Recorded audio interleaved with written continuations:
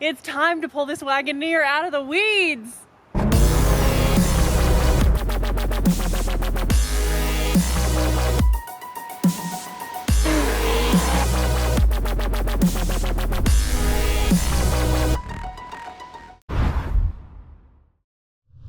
You guys, y'all, you talk. Hi. This is exciting. This Wagoneer's been sitting here way too long. It's got too much potential. Our buddy Dave is ready to have it back, and we're ready for him to have it back. Yep. We're pulling it in the shop, and we're gonna fix her up. There are dents in my yard from it sitting so long. Let's do it. Let's go.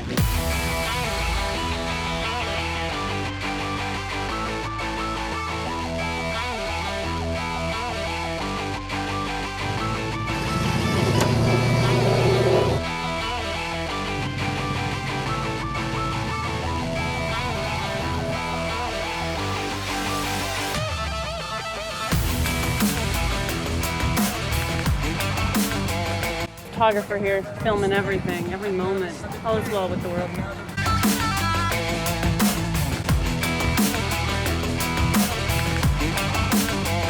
Cleaning up really nice.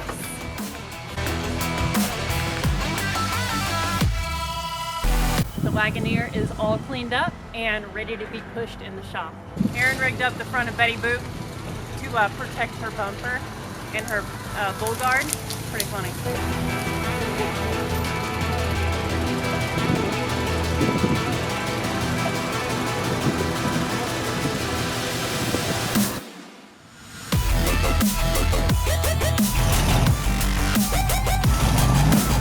We did a really smart, intelligent thing and washed the Wagoneer, got our driveway super muddy, and now Betty can't push her in.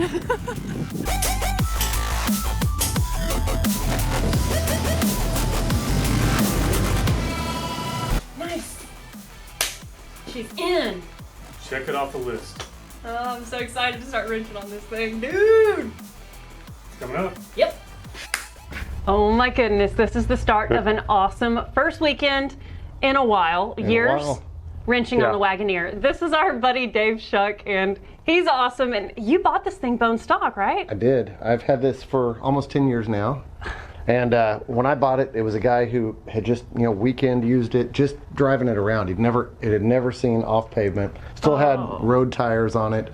It was lowered almost to the ground, not because it was lowered, just because the sagging wagon springs. Oh yeah. You've seen this thing in the yard and lots of comments on it like, when are you guys going to be working on that Wagoneer? And the time has come. It's funny because I said the same thing. Right. Exactly. We're like, get your ass down here and we'll start. And here he is. So it's awesome. We're really excited. We've got a long list on this thing. We put the 6BT in here, but nothing is finished out. So we have to button up a lot of the elements to make it actually function and off-road. I mean, you want to daily drive this thing. And Yeah, how long is your commute? I got 30 miles each way, and I'll drive it probably 40 miles each way. And that's through the... Take an extra 2 miles each way. Just so that's through DFW. Exactly. Yeah. Yeah. This is going to stand out. You think? Yeah. We have no mall crawler here. Right. What should we start with? Okay, so we have to pull the transmission back out. We've basically just put it in there and mocked it up. We've got some parts to put in there, slave cylinder and things like that. And so we'll get Dave. Crossmember has to be built too. Yeah, we have to build the cross member. And so we'll get Dave to start pulling the transmission out. And then I think you need to start stripping out that can right there on the firewall, the awful. Yes. We need to take that off, and then we need to take the master cylinder off, which is right underneath that brake booster for the clutch. Get all that junk stripped out so that we can see what we have to work with, because we have all new stuff we need to fab up. And I think I'm going to start trying to make sense of some of this wiring mess. Let's do it. Go time.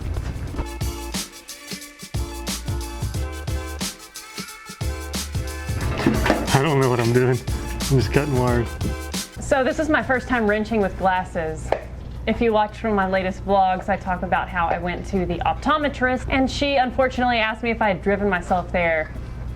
I was like, what? I've never had glasses before, and for distance I just thought things were just a little fuzzy, so I went in to get my eyes checked, and my prescription is 1.75 for distance. But I also have contacts, so I can't say that I love wearing glasses quite yet, and I don't know if it'll ever be something that I enjoy, but I'm trying to get used to them because they look so weird.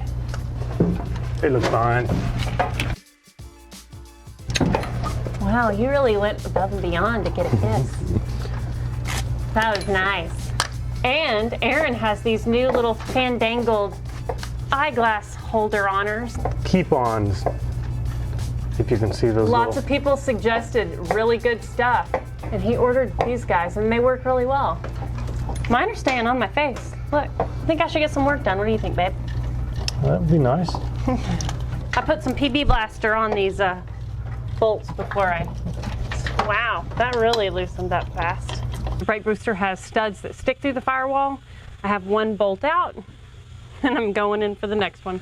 I have the long extension, both extensions on here to make it around the pedal and all the wiring.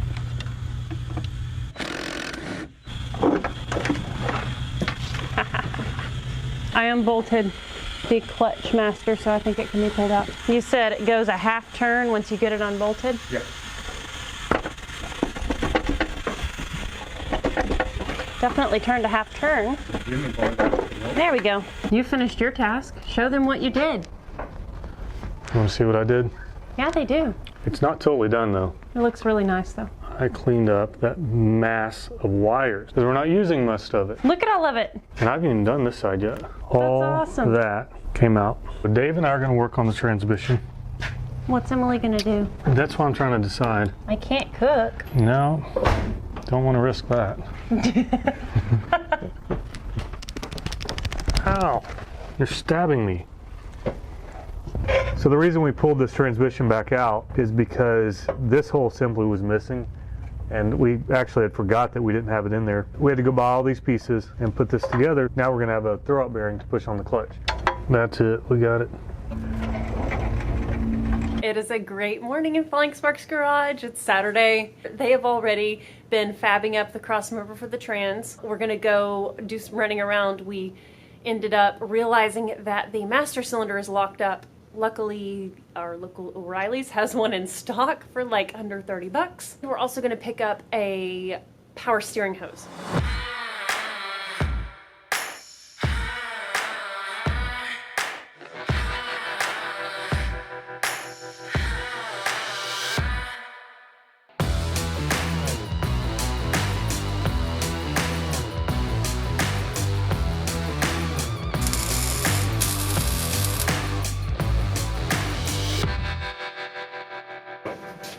And we pulled our alternator for us, and there's a reason. All these old first-gen Dodges, and well, any Dodge that came with the Cummins, the alternator was operated by the ECM. And we don't have the ECM or the wiring harness that came off this engine, so we have to do something else. So this alternator is a one-wire setup like you would find in an old small block Chevy. It's got the exact same mounting points on it, and it has the same 8-groove pulley on it. But the pulley diameter is geared for the diesel RPM because these things run low RPM. So I've not used one of these before, but I'm really excited because I've had a lot of trouble with alternators and trying to get them to work and building brackets and things like that, and it's always came back to bite me. So we'll see how they do.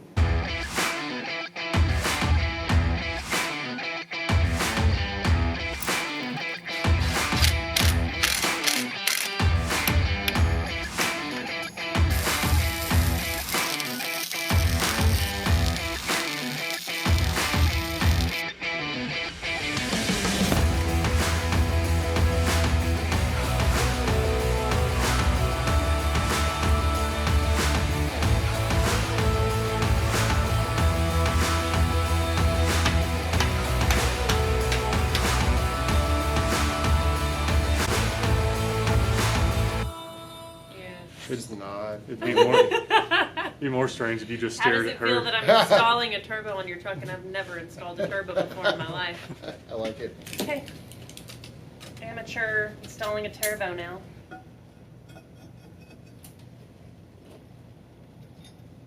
We should turn that pipe around and have cut a hole in the hood. Yes. I think that would be If fantastic. the turbo was bigger, we might try it. That's kind of embarrassing. Would this be considered the downpipe? I would call it the up, sideways, and down pipe.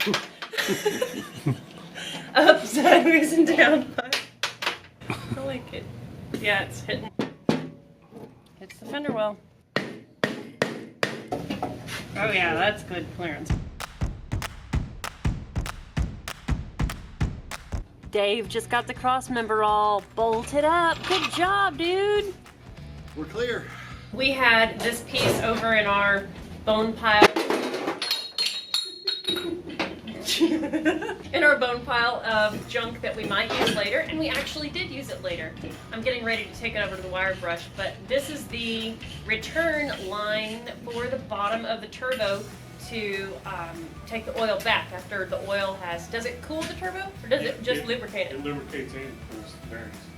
Okay, cool. So it lubricates and cools the bearings when the oil comes through. So this is the return line, and then we've got to get the other one built as well. But I'm going to go take this one over to the wire brush because it's super dirty.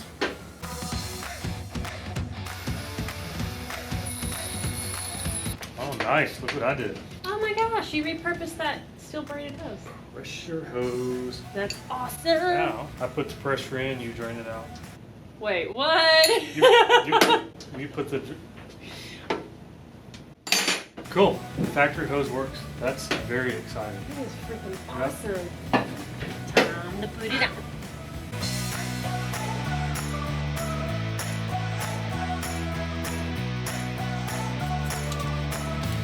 Okay, I think I've just finished the fuel system up front. When I say fuel system, well, it was just 2 hoses. The guys down under the Wagoneer are doing most of the work. Let's go check them out. 1 set of feet. 2 set of feet. It's super comfortable. Oh, it's wonderful. And nice and clean back there, apparently. I actually got booked for tomorrow. Dang it. But the guys will shoot it. They'll do an awesome job. And I'll be super excited to hear it run when I get home tomorrow night from work. We called it a night, but we got pretty far. I'm about to hook the battery up. Dave's going to put some fuel in it, and we're going to hit the key, see if this thing runs. I'm sure we're going to have to do some tinkering, but it's going to fire up this morning, and we're excited. Here's the battery. We relocated this to the back. That's right behind the rear axle. You know, it seems to work pretty good, other than it's just a pain in the ass to get to. We got it all hooked up, and we just used the power probe to verify that we have power to everything. I don't know why I was looking at the thing up there instead of the lens, but oh well. I think we're gonna turn the key on, bump the start button, see if we have anything. If we do, then we'll start the process of actually priming the engine. There's going to be air in it, so we'll have to bleed these fuel lines. So the way it goes with the diesel. In order to start this thing up, we're going to have to loosen the fuel lines because they will get hydrolocked and they won't let fuel pass through them. So we're just going to turn them, break them loose and turn them maybe a full round or 2, just enough to let the air out of these. And once that's done, we'll go on the other side and we'll actually, there's a hand pump on there. The lift pump has a hand option on it. And we'll suck fuel from the tank all the way up the fuel filter with that. We'll show you that too. Okay, on this fuel pump, the main supply line goes to the front of it. And so we're gonna loosen that right up here and hand prime it until we get some fuel coming up there, just to save our starter, keep us from having to do too much work with it.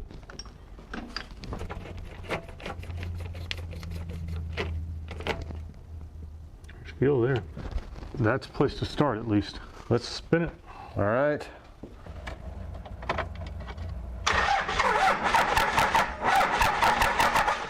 Spin her a little more, if you will.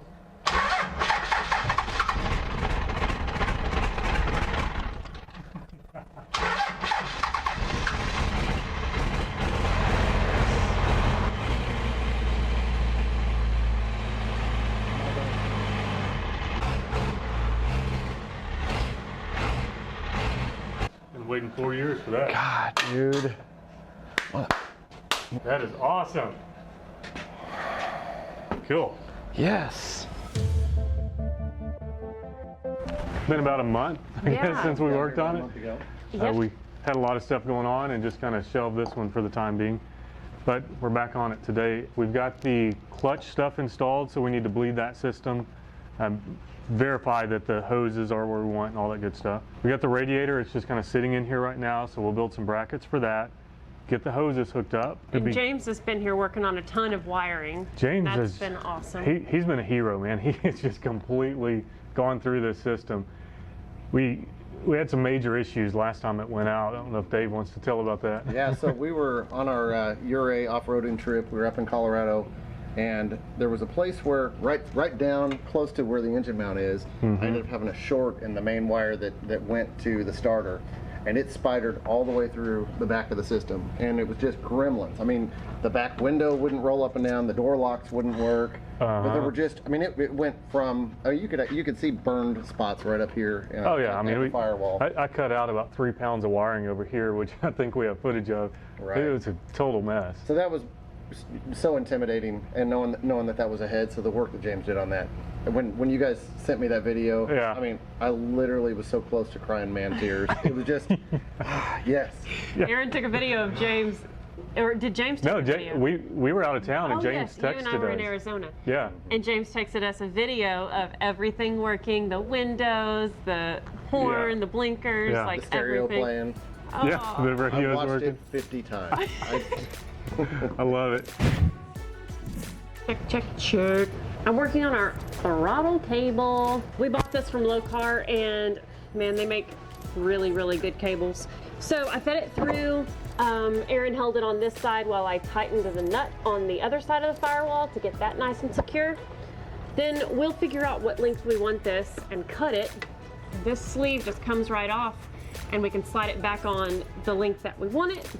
Once we get it all secured, we're also going to build a little bracket because this slides onto the end of this, and we can tighten that down to make sure that the throttle cable is secure. And then we'll just get the cable bolted up to our throttle linkage. We'll be set. Aaron gave me an easy job. I like easy jobs. Going to slide the cable back through the sleeve. What happens when the cable doesn't go through the sleeve? You've been there before. It's called tendonitis from your texting thumb. I don't know what you're talking about. Little bitty parts. This is the kind of stuff that's easy to lose. Gonna go attach it to the pedal. This is a bracket for the throttle cable on the Wagoneer. Very simple. I'm not fancy. I'm not a fabricator, so we're just making this thing work. It won't be pretty, but it'll be there.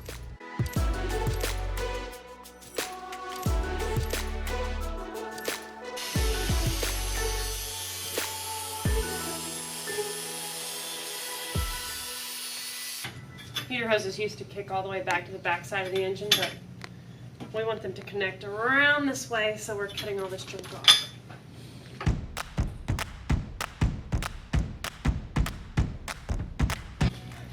Finally, it's a new day.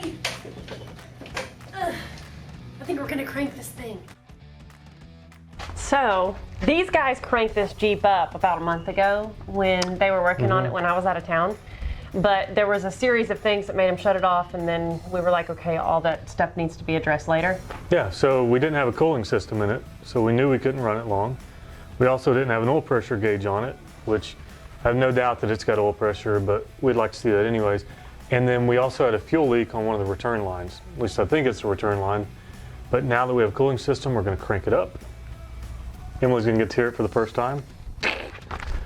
And it may fire right up, we may have to tinker with it, but either way, it's go time. Ready?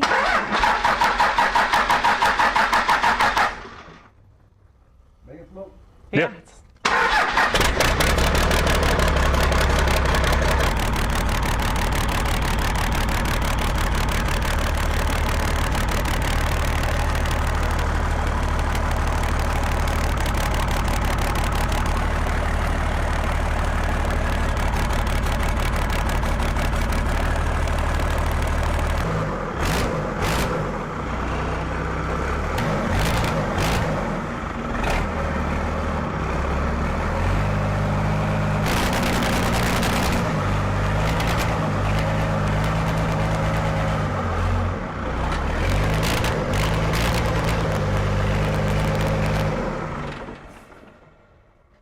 Did you kill it, or did it just die? I pulled it back to idle. And idle killed it? And then Yeah. it died. Yeah. So when it gets some RPM, it starts running really crappy. Yeah, I don't know what's going on. We sourced a lot of this stuff out of my dad's salvage yard, so this pump could be worn out, the injectors could be worn out. We're obviously either running out of fuel or we're getting air in the system somehow. And so I guess we're gonna isolate it by just We'll get a gas can and we'll run 2 hoses down on the gas can. That way we bypass the truck itself. I had a little bit of a memory that I was dealing with this before I actually hooked the truck up, but that was a year ago probably when I did that. So I guess that's what we're gonna do, just run a fuel line straight down into a gas can full of diesel, not gas. And see if we can get it running that way. If so, we know we've got an issue going back to the tank. We have our fuel lines, return and everything to an external tank. Hopefully that'll do something. If it starts, just shut it off. Okay. Lock these down. Light her up.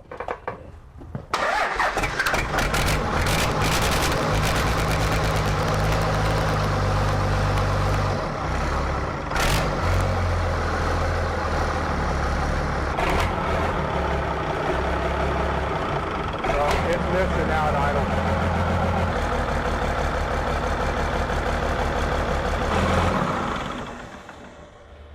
It's injector to the pump. It's got to be.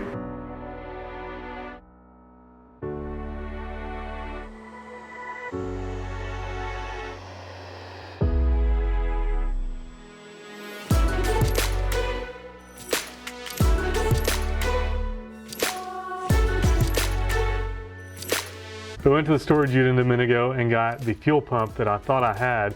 I found something really interesting. Now, I'm not a complete idiot, but it has been, I don't know, a year and a half since I've been struggling with the problems on this. Here's what I found. This is the fuel pump that I had in storage. There's a red mark on here, and there is what appears to be pretty fresh gray silicone on the front of it. And if you look over here, there is a red mark, and I'd used gray silicone on it. I'm thinking I probably put that pump on here before trying to diagnose this issue. Hoping it's the injectors, because that would be a lot easier than changing that pump again. These style injectors have a really bad habit of getting carboned into the hole. We use anti-seize on them, keep them from doing that. This is basically a check valve, and it has a spring in here that at a certain pressure, it allows the fuel to spray into the cylinder. So that pump basically sends fuel here. This, as its check valve, holds the fuel off until a certain PSI, and then it dumps it in the cylinder. Really simple stuff. There's no electronics, nothing like that.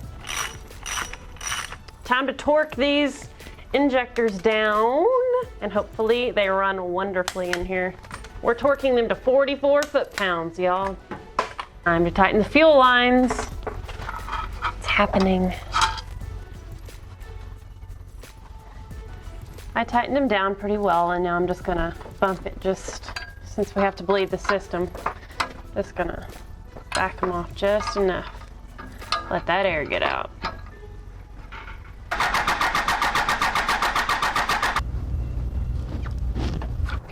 Okay. Oh. Henley's trying to jump on the tires and he just fell off. No. Try again, buddy. Oh, he's gonna do it in steps. Okay, go ahead and spin it.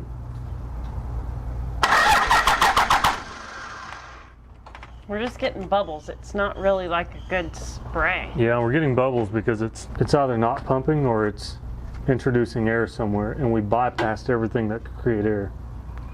Oh my goodness, we so badly wanted to end this episode actually driving this thing out on a trail somewhere, but it's mildly plaguing us. We are getting air in the fuel system somehow. We don't know how.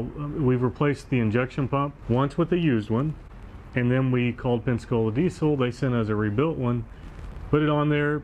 It did better things, but it still isn't good enough to even drive it because it won't stay running for more than 3 minutes.